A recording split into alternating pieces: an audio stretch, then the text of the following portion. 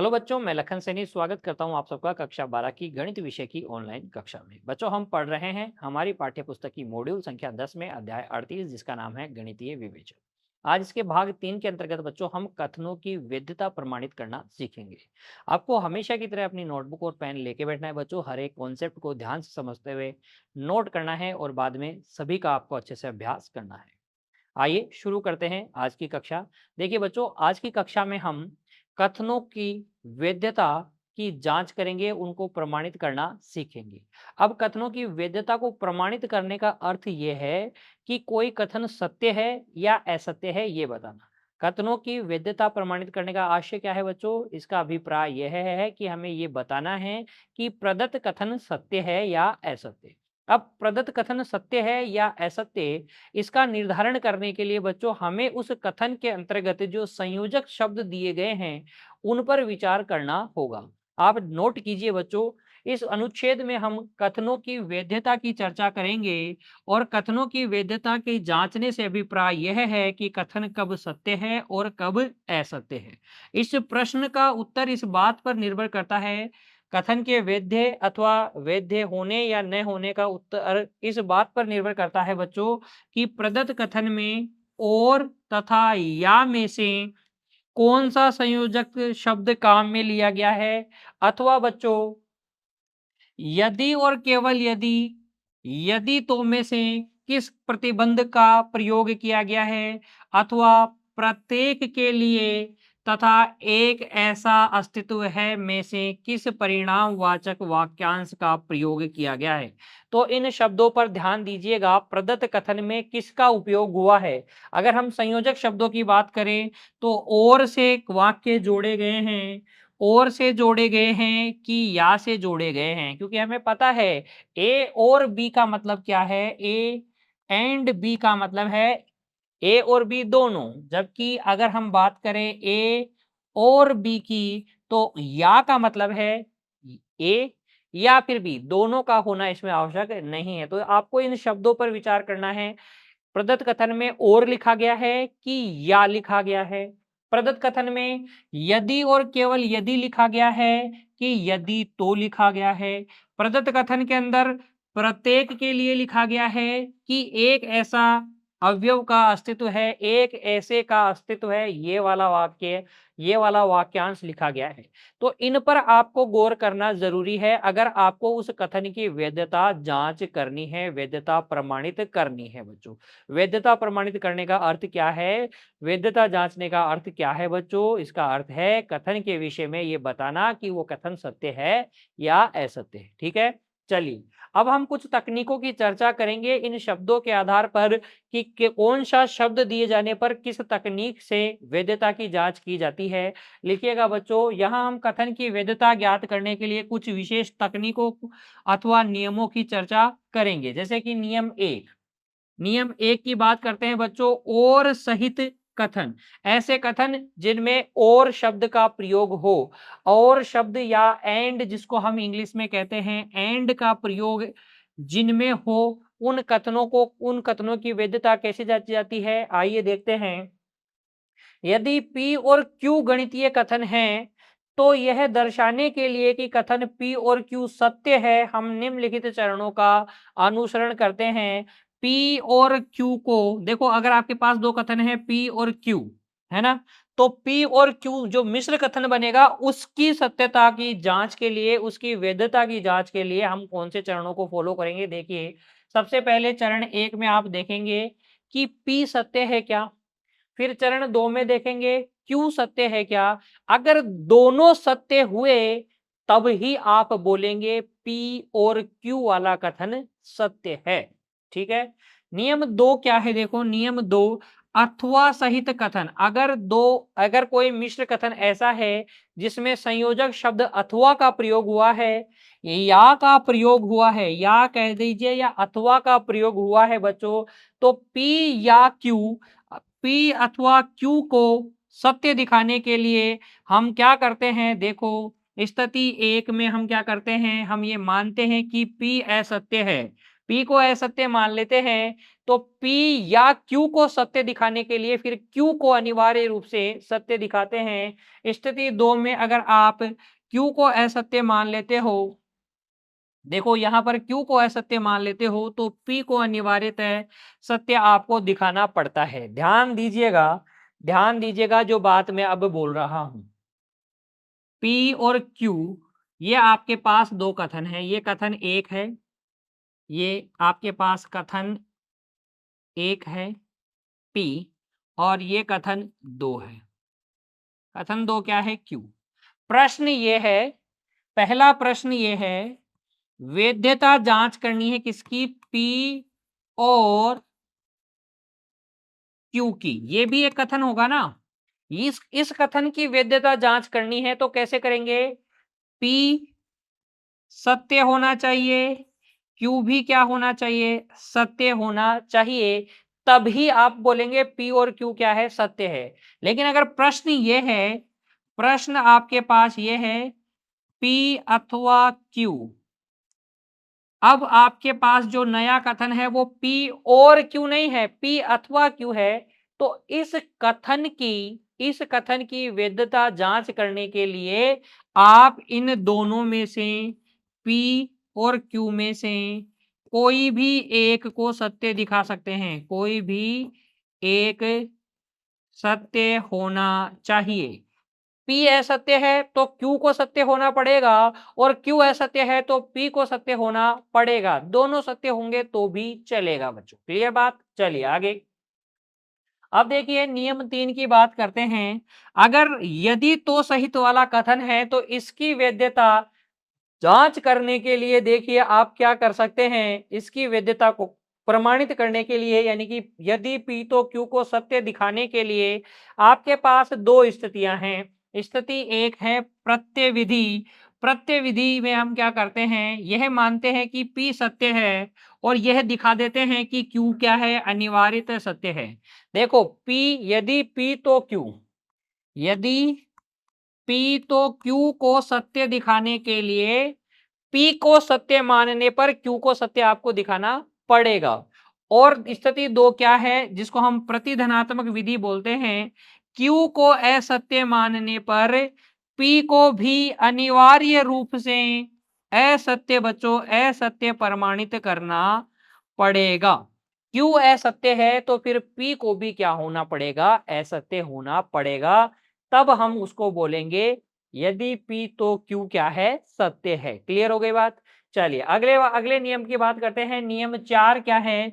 यदि और केवल यदि अगर किसी कथन में प्रयुक्त हुआ है, यदि और केवल यदि से युक्त कथन है, तो फिर देखो बच्चों इसकी इस प्रकार के कथन की वैधता की जांच के लिए हम क्या करते हैं, हम कर सकते हैं P को सत्य मान लें और Q को सत्य दिखाएं, फिर Q को सत्य मान लें और P को सत्य दिखाएं। तो ये दो काम आपको करना पड़ेगा।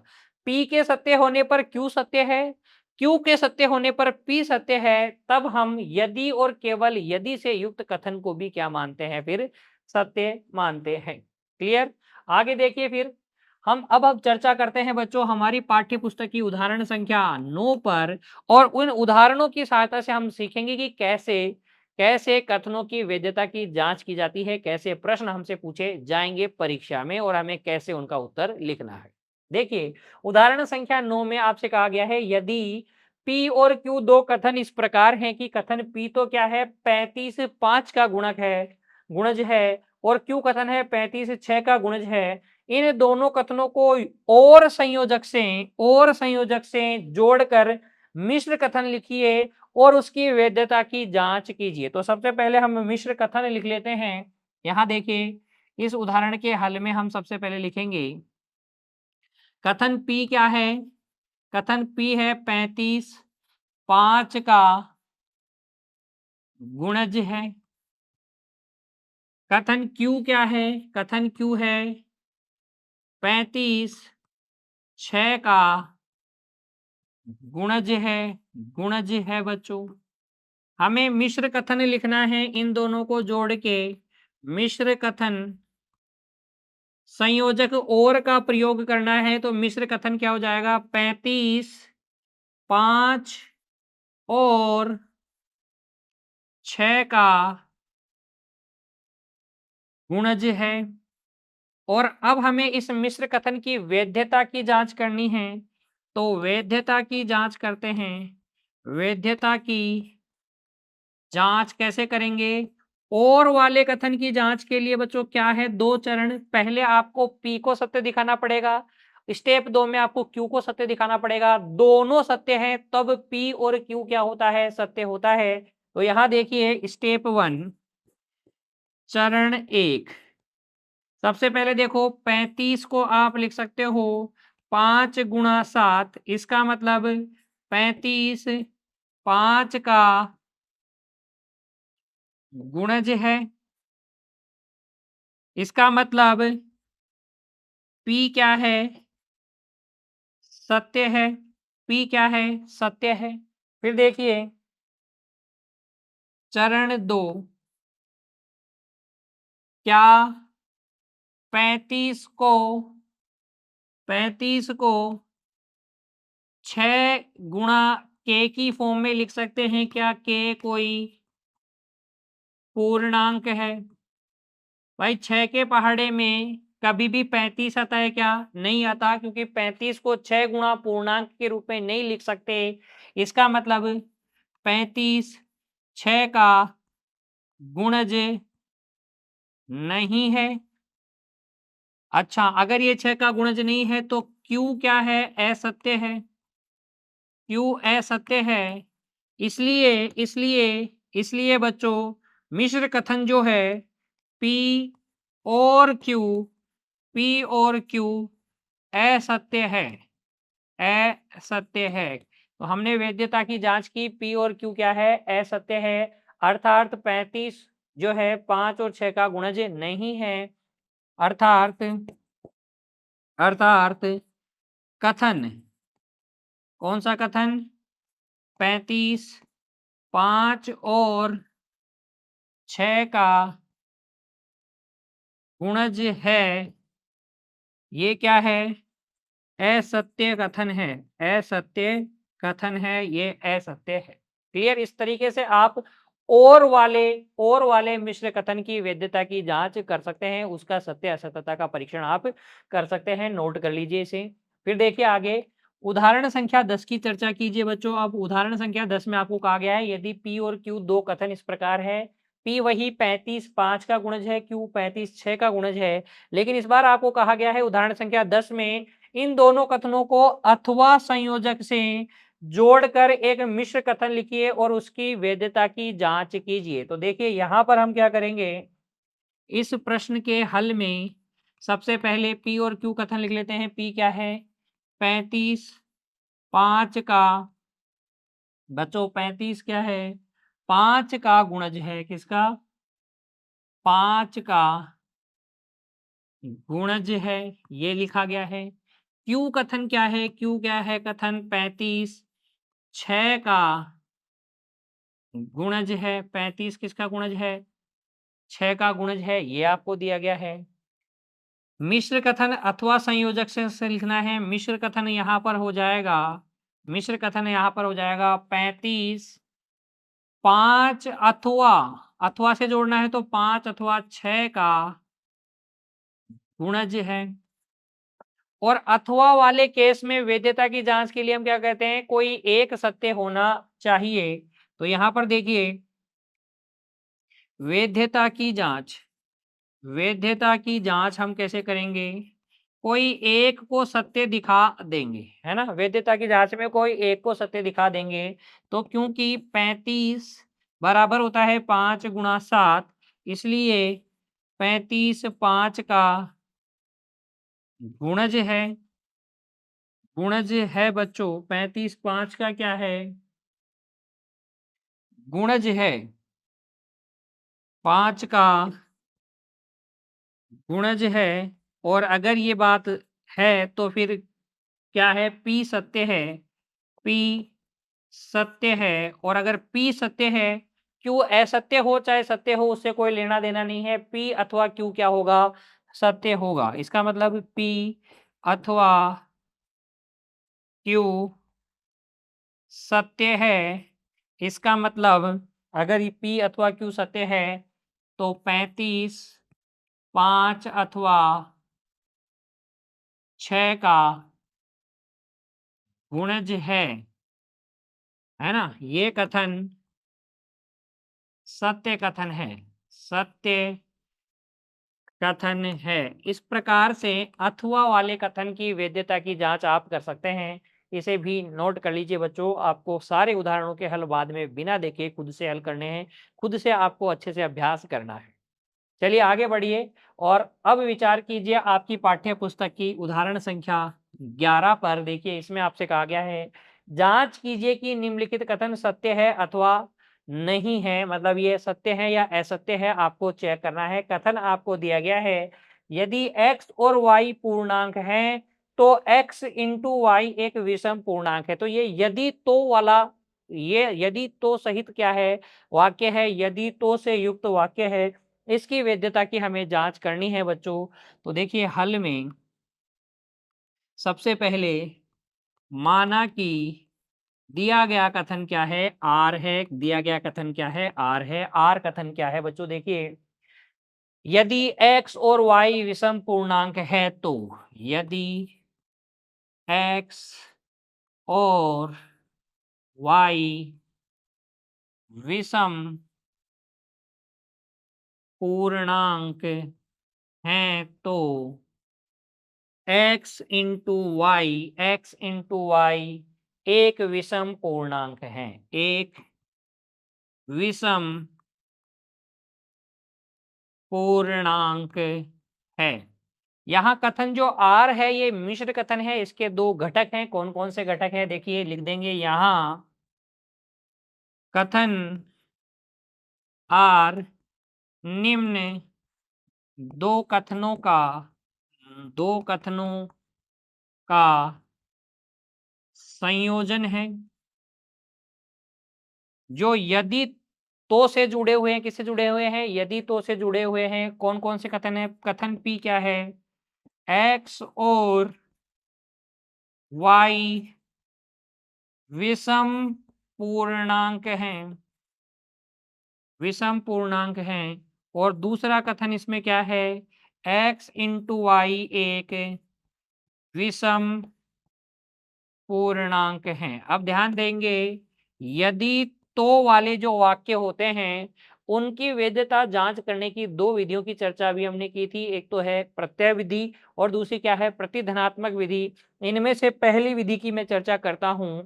विधि एक, पहली विधि प्रत्यय विधि। प्रत्यय विधि में हम क्या करते हैं, जो कथन, जिन दो घटक, जो घटक कथन है उनमें से P को सत्य मान लेते हैं। यदि P सत्य है तो Q भी सत्य हुआ, तो हम कहेंगे यदि तो वाला वाक्य भी फिर क्या है, सत्य है। तो देखो यहां पर इसमें हम मान लेते हैं, माना P सत्य है, P को सत्य मान लेते हैं। इसका मतलब x तथा y विषम पूर्णांक हैं। क्या है, विषम पूर्णांक हैं। और अगर ये विषम पूर्णांक हैं तो इनको हम मान सकते हैं कि x बराबर क्या है, 2n+1 के रूप में होगा, है ना। दो के पहाड़े से एक ज्यादा आएगा विषम पूर्णांक, तथा y बराबर आ जाएगा 2m+1। इसलिए x इंटू वाई हो जाएगा 2n+1 इंटू 2m+1, गुणा कर लेंगे तो ये 4mn प्लस 2m+2n+1 आएगा। इसको आप लिख सकते हो 2 into 2mn plus m plus n और +1। इसका मतलब देखिए ये m और n पूर्णांक थे तो 2 गुणा कोई पूर्णांक प्लस 1 आएगा, यानी कि ये क्या आएगा, विषम पूर्णांक आएगा। और अगर ये विषम पूर्णांक है, विषम पूर्णांक है, इसका मतलब Q फिर क्या है, सत्य है। Q क्या है, सत्य है।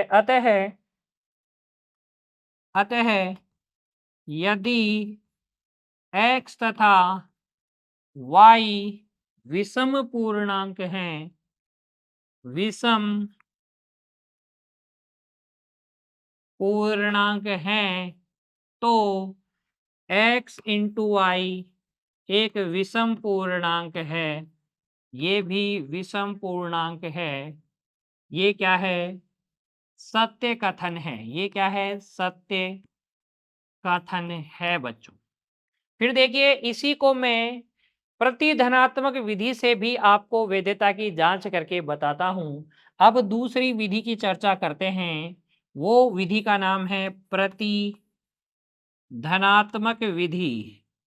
और इस विधि में होता क्या है बच्चों? देखो, यदि P तो Q को तो हम दिखाते हैं P इम्प्लाई Q, और इसका प्रतिधनात्मक क्या होता है? Q नहीं तो P नहीं, है ना। अगर आपको P तो Q दिखाना है तो आप क्या दिखा सकते हैं? Q नहीं तो P नहीं, है ना। तो आप मान लें, माना कि Q सत्य नहीं है, Q सत्य नहीं है, इसका मतलब x इंटू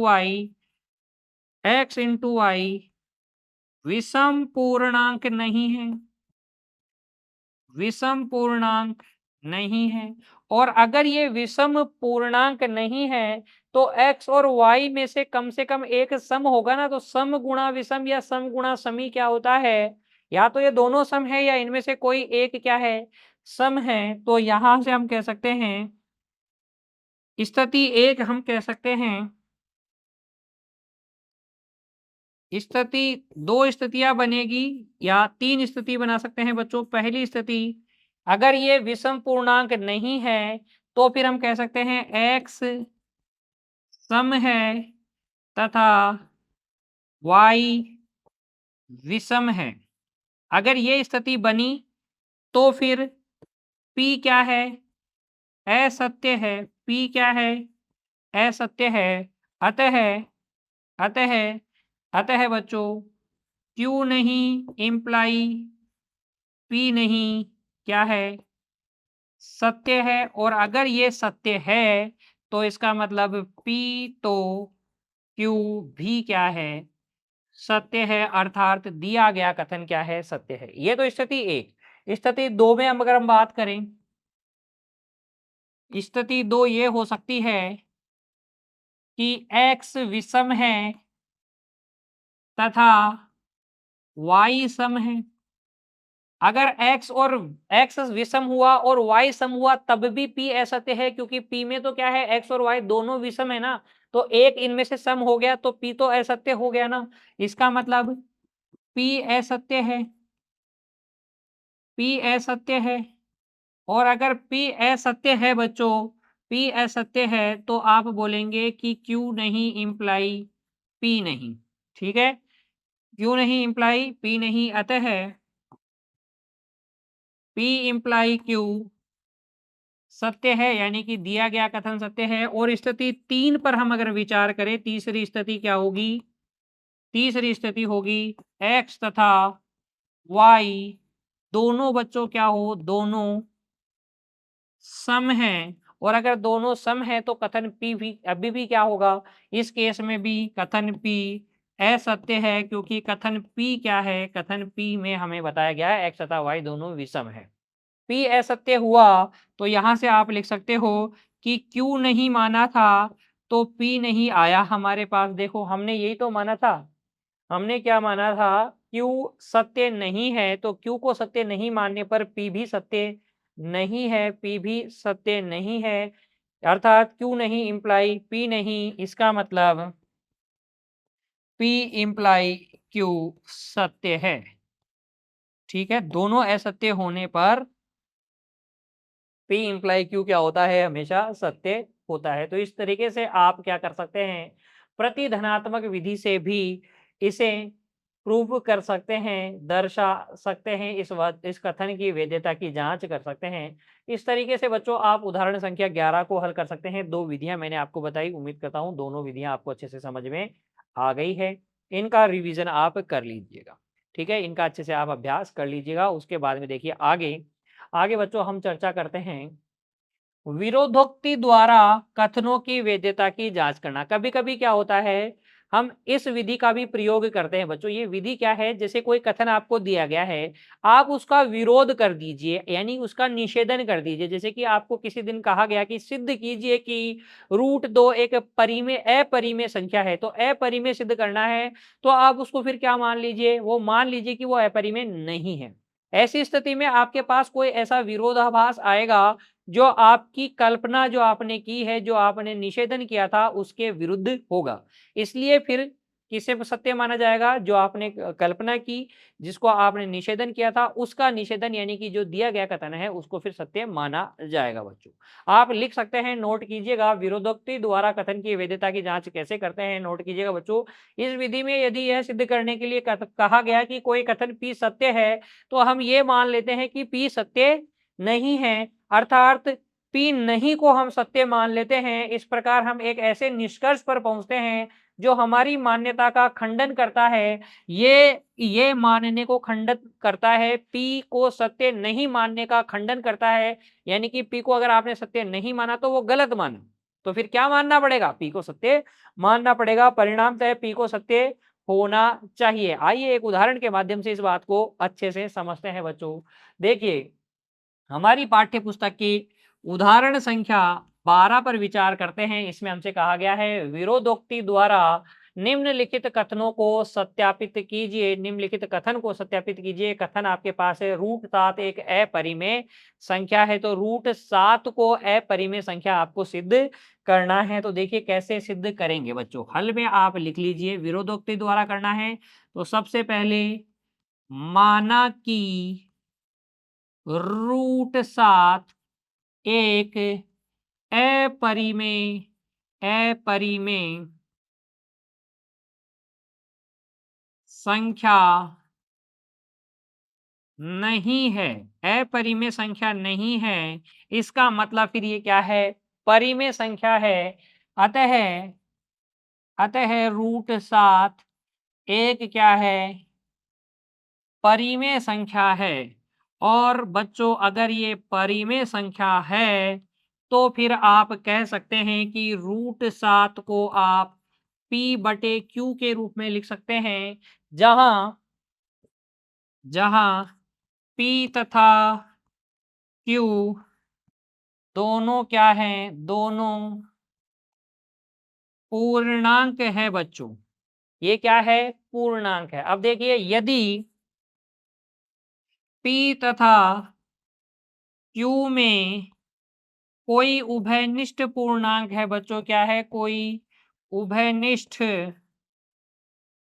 पूर्णांक है, तब हम इसको सिंप्लीफाई करके लिख सकते हैं, मतलब उस उभयनिष्ठ पूर्णांक से काट सकते हैं और √7 बराबर A/B आ जाएगा, जहां A तथा B का कोई उभयनिष्ठ गुणज बच्चों, P तथा कोई, यदि P तथा Q में कोई उभयनिष्ठ पूर्णांक नहीं बच्चों, उभयनिष्ठ गुणज बोलिएगा, उभयनिष्ठ गुणनखंड है, अगर कोई इनका उभयनिष्ठ गुणनखंड है, तब आप इसको काट के सिंप्लीफाई करके A/B के रूप में लिख सकते हैं, जहां A तथा B का कोई उभयनिष्ठ गुणनखंड नहीं होगा बच्चों। उभयनिष्ठ गुणनखंड नहीं है ना? तो ये बात आप याद रखेंगे। हमने इसको √7 को अपरिमेय माना तो ये परिमेय हो गया।